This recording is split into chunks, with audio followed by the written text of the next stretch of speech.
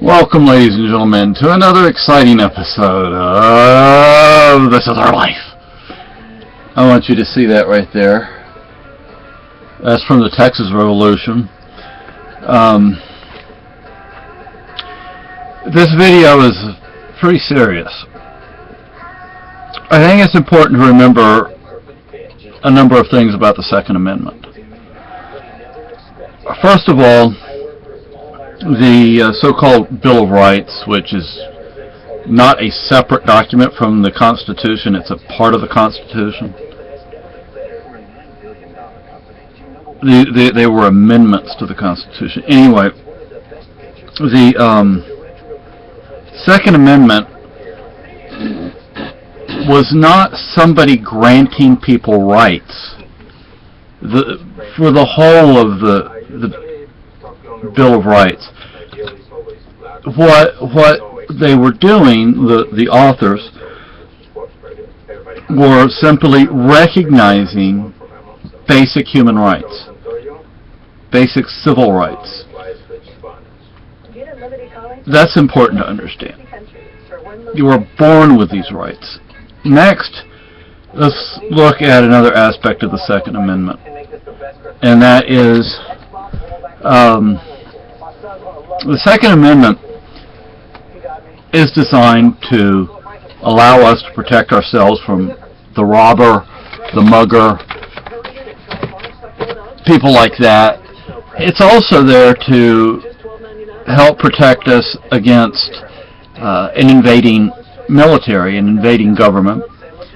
And more importantly, at this point in time, it's there to help protect us against our own government. If you actually go back and look at the things the Founding Fathers said, here's one book you might want to take a look-see at.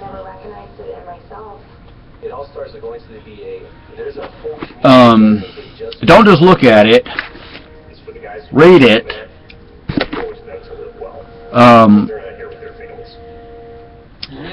The Second Amendment is there for us to defend us, to protect us from the government. When you have indefinite detention, when you have drones killing children,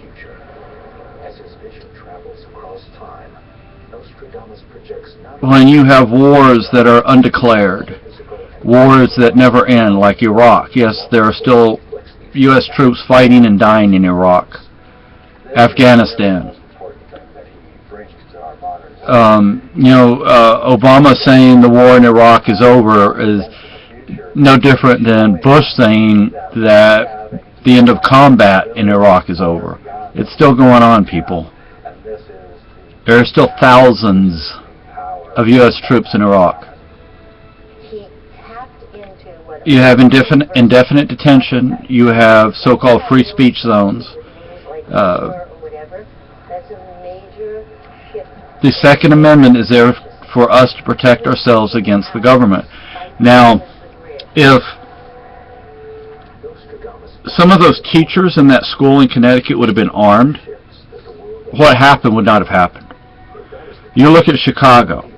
It has some of the toughest gun control laws in the country, yet it is the most violent city you can find. New York City, tough gun control laws, extremely violent city. You look at cities that have very liberal gun laws, and gun crime and other violent crime is minimal.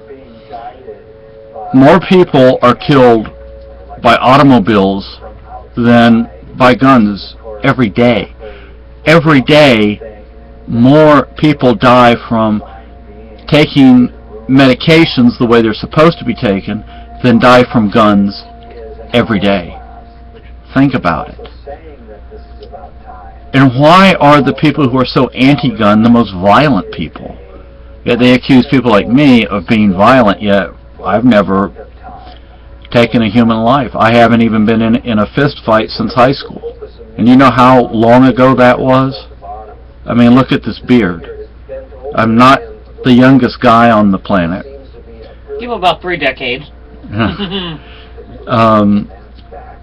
You know, I mean, I remember when we didn't have houses, we slept in caves, and we didn't have language. We just oh. No, I mean, my father was a military MP, but after he was out of the military, he was one of the most quiet men that you could ever find. I only heard him yell once in his whole life. there you go. And he had guns, right? Yes, he had guns in the house. He had guns. And did he ever go out and kill somebody? No. See? Have we gone out and killed anybody? No. The criminals, and let's look at what happened at, what was it, Fort Hood in Texas? I happened to be living in Texas when that happened. All those soldiers trained to kill, and that guy killed how many people? I mean, come on now. All those soldiers are trained to kill. All those soldiers there, of course they were disarmed soldiers. You know, you're not allowed to carry your weapons with you. So this guy actually got away with it.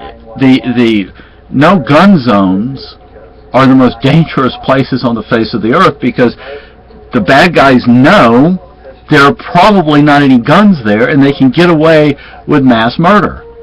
Think about it. Also, the bad guys are generally cowards. Yeah. And we happen to know a bad guy. He hasn't yet committed mass murder. Hopefully he never does. But he's pulled a gun on somebody, and he's beat somebody up, a woman, yet he hasn't gone out and killed a bunch of people. I consider him a bad guy, but he hasn't gone out and killed anybody. To me, he epitomizes the true image of a coward. Yeah. He'll beat up on somebody else who can't defend themselves, but you put him up against another man, and I bet he would run like a chicken. Well, he backed down from me, and I wasn't even standing up to him. I went to talk to him, and he backed down from me. I was really scared because I thought he might do something to me, and I was standing there. I didn't have a gun at the time. Didn't own a gun at the time. And he's in front of the computer. I'm standing there. My wife is standing there, and we're talking, but he kind of backed down from his loud, belligerent, pushy attitude. Yeah, so, the guns are there for us. 99.999% of guns are never used in a violent way. And the criminals, they steal them, they get them illegally to begin with, they use them illegally. A bunch of more laws isn't going to stop a criminal. Common sense, people. So anyway, y'all have a good day. Bye-bye.